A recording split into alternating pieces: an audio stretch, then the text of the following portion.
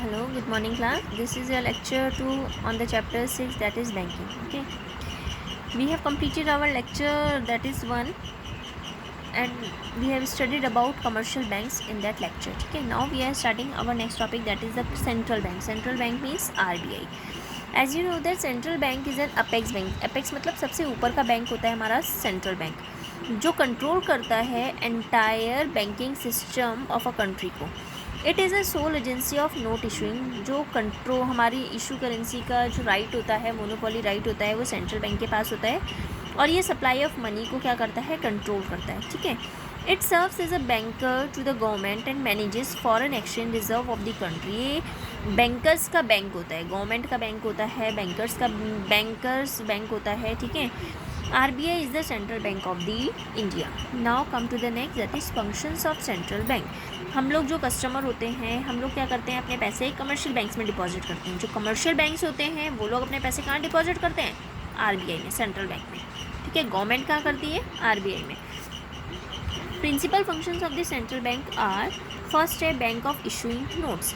Central bank of a country has the exclusive right, यानी monopoly right होता है उसके पास कि उनके नोट्स इशू करने होते हैं. इसको बोलते हैं currency authority function of the central bank. The notes issued by the central bank are an unlimited legal tender. ठीक है. Now next, banker to the government, that is central bank जो है बैंकर भी होता है, एजेंट भी होता है, फाइनेंशियल एडवाइज़र भी होता है गवर्नमेंट के लिए. अब बैंकर मैं बोल रही हूँ तो बैंकर मतलब कैसे, क्योंकि ये मैनेज करता है अकाउंट्स ऑफ द गवर्नमेंट को. ठीक है. एजेंट कैसे होता है गवर्नमेंट के लिए, क्योंकि क्या करता है, it buys and sells securities on behalf of the government. Government के बिहाफ में ये सेल्स करता है और बाय करता है सिक्योरिटीज़. ठीक है. एडवाइज़र किस फॉर्म में, क्योंकि it frame policies to regulate the money market. क्योंकि क्या करता है, पॉलिसीज़ को फ्रेम करता है ताकि मनी मार्केट क्या हो सके, रेगुलेट हो सके. ठीक है. Now come to the next, that is bankers bank and supervisory role. As a banker's bank, it is almost the same relation with other banks in the country as a commercial banks has with this commercial. जैसे commercial bank का अपने customers के साथ में relation होता है, वैसी जो है हमारा सेम रिलेशन होता है RBI का. ठीक है. बैंक के साथ में 3 ऑब्जर्वेशंस वो होती हैं इसमें. एक है कि सेंट्रल बैंक एक्सेप्ट करता है डिपॉजिट कमर्शियल बैंक से और उनका क्या करता है, ऑफर करता है लोन. सेंट्रल बैंक प्रोवाइड करता है clearing house facility commercial banks को. ये एक चेक होता है, क्लियरिंग फैसिलिटी होती है जो प्रोवाइड होती है एक सेंटर में to all the banks. Next, supervisory role में अगर मैं बात कर रही हूँ तो सेंट्रल बैंक इंश्योर करता है कमर्शियल बैंक्स को. ठीक है. उसको डायरेक्ट करता है, मतलब उसको ऑर्डर देता है कि कैसे उन्होंने काम करना है, particularly relating to CRR and SLR. We will study about this CRR and SLR in their next lecture. ठीक है. नाउ नेक्स्ट है कस्टोडियन. देखो बैंकर्स बैंक एंड सुपरवाइजर के फॉर्म में फर्स्ट मैं बता रही हूँ आपको, इसको मैंने 3 पार्ट्स में डिवाइड किया है. And you can write this 4th parts, 5th part, 6th part, you can make it next other parts also, separate parts. ठीक है. Now next is custodian of cash reserve.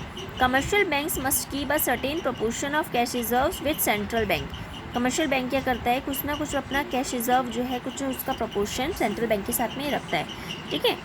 Lender of last resort when commercial banks fail to meet their financial requirement. कैसे, इसका मतलब जब commercial bank fail हो जाता है, उसको कहीं से भी फाइनेंशियल अकोमोडेशन नहीं मिलता है, तो वो क्या करता है, सेंट्रल बैंक से मदद लेता है. वो उसका लास्ट रिजॉर्ट रहता है. सेंट्रल बैंक एडवांस करता है लोन. ठीक है. उनको लोन देता है अगेंस्ट अप्रूव सिक्योरिटीज़. लोन्स देने के बाद जो कमर्शियल बैंक्स होते हैं, in situation of emergency central bank insure करता है कि banking system of a country does not suffer any setback. कि ठीक है, उन्होंने लोन दिया लेकिन कमर्शियल बैंक्स नहीं दे पाए, तो इससे हमारा जो बैंकिंग सिस्टम होता है इकोनॉमी में, उसमें कोई इफेक्ट नहीं होना चाहिए. जो मनी है मार्केट में वो स्टेबल रहे. ठीक है ना. नेक्स्ट है clearing house. Clearing house means since the central bank hold the cash reserve of commercial bank. जैसे मैंने आपको बताया, वो क्या करता है, होल्ड करता है कमर्शियल बैंक्स के कैश रिजर्व को. तो it is easier and more convenient to act as clearing house of commercial bank. ठीक है. सो जैसे सपोज एग्जाम्पल देखो, एक बैंक A है, receives a cheque of ₹10,000 drawn on bank B, जो कि बैंक B ने निकाला था. बैंक B रिसीव करता है cheque 15,000 drawn on bank A. So both banks A and B have their accounts with the central bank, क्योंकि दोनों के क्या है, अकाउंट्स हैं सेंट्रल बैंक के साथ में. Cheques of both the banks are clear through their accounts with the central bank. दोनों के चेक्स जो हैं क्लियर होने. This is how the central bank acts as a clearing house. इसीलिए इसको बोलते हैं क्लियरिंग हाउस की तरह ये परफॉर्म करता है. It avoid transfer of cash between the banks and reduce requirements of cash. ठीक है. नाउ नेक्स्ट है controller of money supply and credit. ये क्या करता है, आरबीआई कंट्रोल करता है.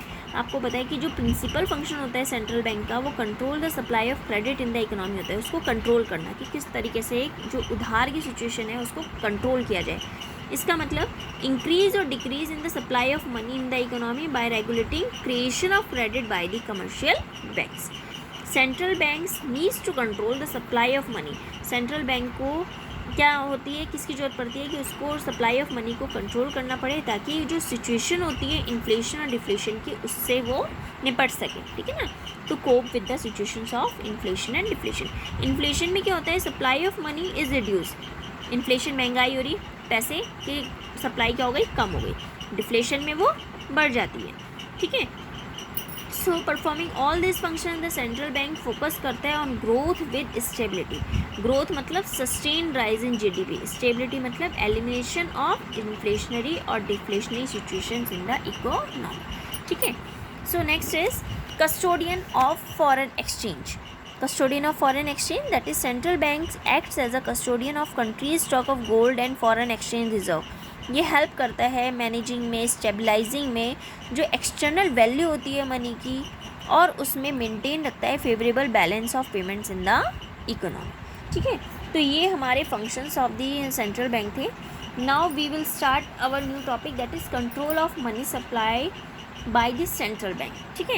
So we will start this topic in our next lecture. Okay, thank you, have a nice day.